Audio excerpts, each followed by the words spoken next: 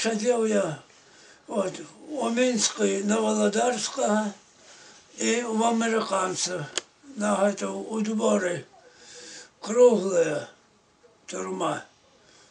Там штрафные американка. То, что в камере в этой Володарской, скажем, я могу там двух около дверей стать, и он в овшок, в глазок глядеть, а я что хочу могу робить. А як круглая, як так тут свободно, а тут як радиусы двери, и нигде не денешься.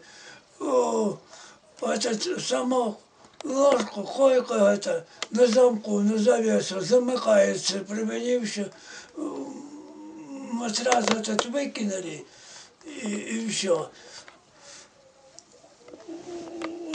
Стул умурований у стіну. Стол так само умурований. Спать руки наверх, щоб сам себе не задушив.